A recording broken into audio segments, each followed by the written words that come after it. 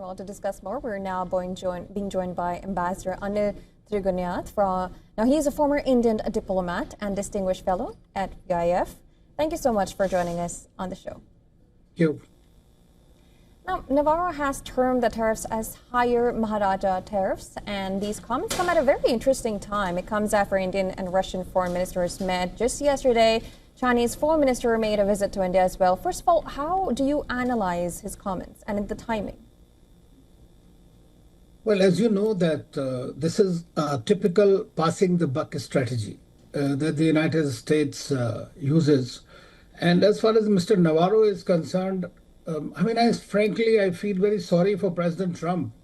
If he has advisors who are like this, there's a story that the boss says, oh, it's already getting late, getting night. And the advisors around, so to say, will tell him, oh, yes, sir, we can also see the stars.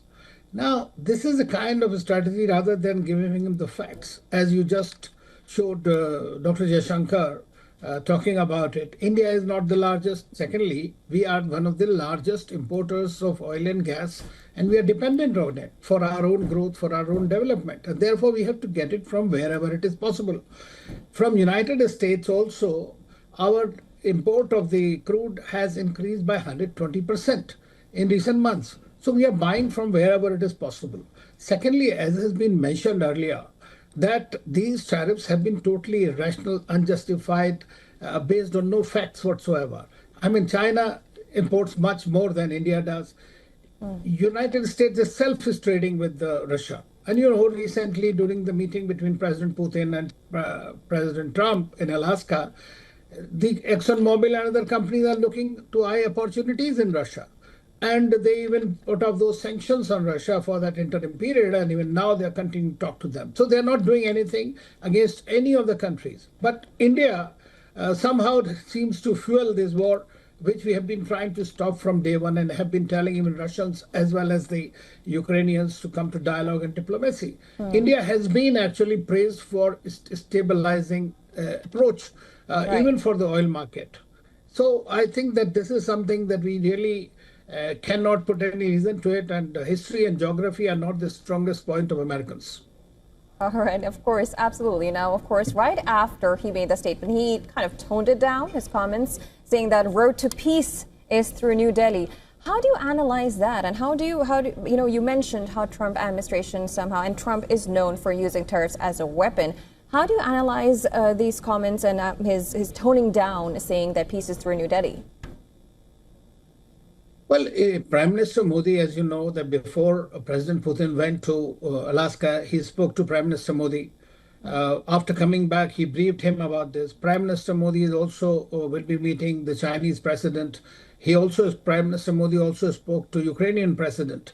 And he has been talking to, yesterday he spoke to French President Macron also. So India has been engaged internationally and has been trying to, bring about peace and a little bit of a sense in everybody. But in the bargain, India is being hit with tariffs by President Trump. Instead of thinking that this is the strongest partner that they have in the region, they are trying to just, dissuade India from doing the right thing. That is not going to happen, that is for sure. But I think that putting tariffs, arbitrary sanctions is the prerogative. Let them use it. And eventually, it's the American people who will realize that by putting these kind of tariffs, this is going to impact them much more adversely than it will do to India or any other country.